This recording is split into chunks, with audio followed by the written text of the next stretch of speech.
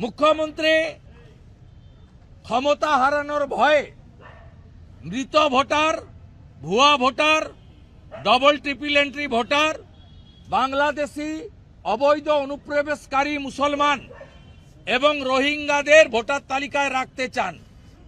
এই মুখ্যমন্ত্রীর পূর্ণ পরিকল্পনা হচ্ছে এসআইআর কে ভণ্ডুল করো, প্রয়োজনে রাস্তায় গোলমাল করো, জ্ঞানেশ কুমারজিকে ভ্যানিশ কুমার বলো, মনোজ আগরওয়ালকে ভয় দেখাও, আর এসআইআর আটকে 24 সালের লোকসভা ভোটের পুরনো ভোটার লিস্টে ভোট করার জন্য সুপ্রিম কোর্টে গিয়ে আবেদন করো।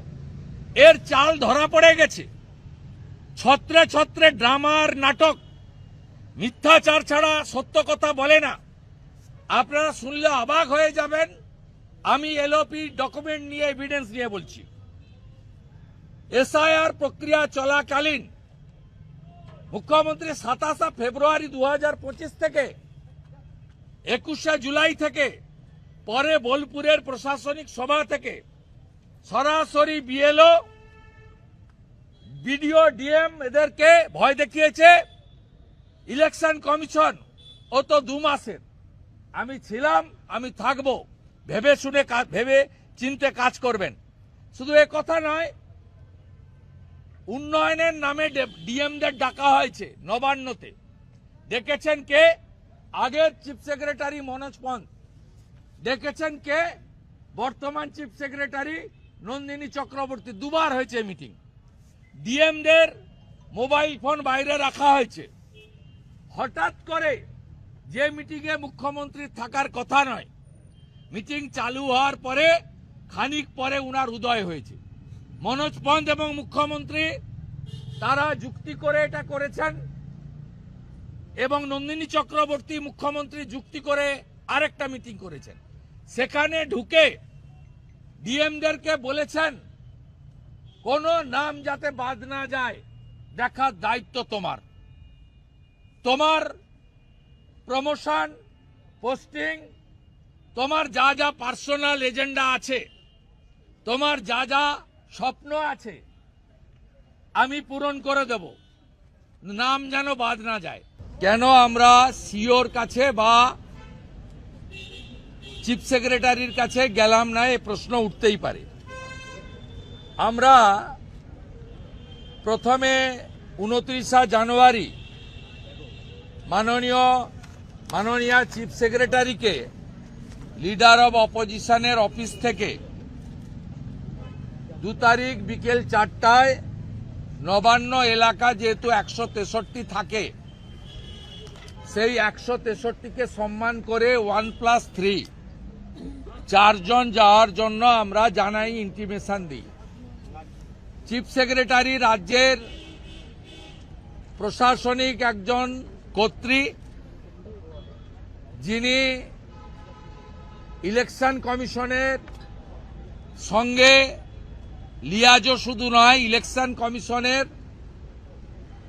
আর্টিকেল 324 থেকে 329 অনুযায়ী তার যা যা নির্দেশিকা, যা যা রিকোয়ারমেন্ট তাকে দিতে হয় বা দিতে বাধ্য হন,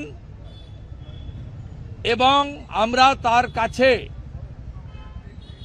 দেখা করে দাবিপত্র দিয়ে তার নিযুক্ত বিএলও, এইআরও, ইআরও এবং ডিওরা কিভাবে রাজনীতি করছেন, একজন রাজনৈতিক ব্যক্তিত্ব মুখ্যমন্ত্রীর পরিকল্পনাতে এবং আইপ্যাকের নির্দেশনায়, আমরা সেই বিষয়ে বলতে চেয়েছিলাম। উনি আমাকে রিটার্ন মেলে বলেছেন 6 তারিখের আগে উনি এলওপি সঙ্গে দেখা করতে পারবেন না। আবার গতকাল রিমাইন্ডার দিলাম, সেই রিমাইন্ডারে উনি রেসপন্স করেননি। আজকে এখানে আসার আগে উনাকে পাঠিয়েছিলাম চিঠি যে ধরে নিলাম আপনি থাকছেন, তাহলে যাচ্ছি। তখন উনি মুখ্যমন্ত্রীর সঙ্গে পরামর্শ করে লিখলেন যে উনি আজকে দেখা করতে পাচ্ছেন না, অপারগ। আমরা রাজ্যপাল মহোদয়কে দেখা করতে চেয়েছিলাম, উনি আমাদের দেখা করার জন্য 4টের সময় টাইম দিয়েছেন। আমরা 4:15-তে উনার সঙ্গে দেখা করেছি। আমরা এসআইআর সংক্রান্ত বিষয় সিও বা ইসিআইতে না গিয়ে রাজ্যপাল মহোদয়ের কাছে বা চিফ সেক্রেটারির কাছে যেতে চেয়েছিলাম। কেন?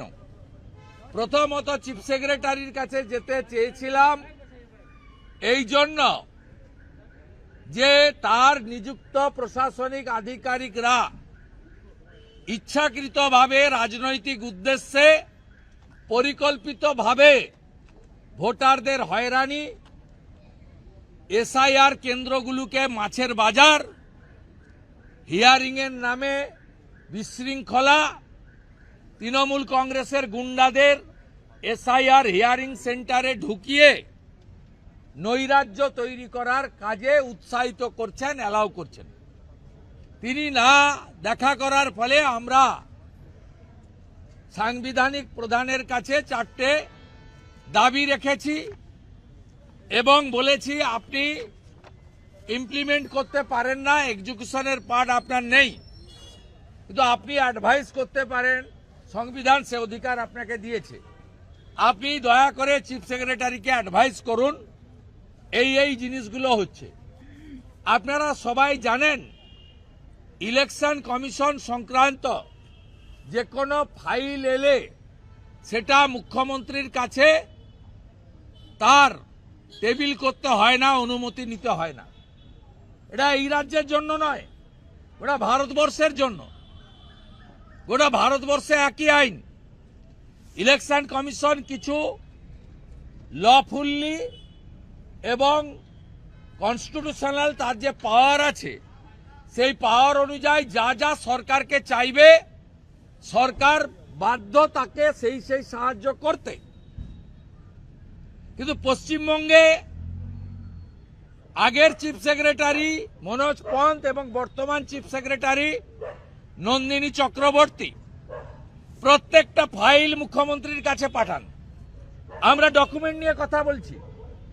মুখ্যমন্ত্রীর principal secretary Gautam Sanyal note করেন এবং মুখ্যমন্ত্রীকে অ্যাপ্রুভ, কেপটিন এভিয়েন্স, রিজেক্ট, পেন্ডিং এসব কথা উনি লিখেন, যেগুলো সরাসরি সংবিধানকে ভায়োলেশন বলে আমরা মনে করি।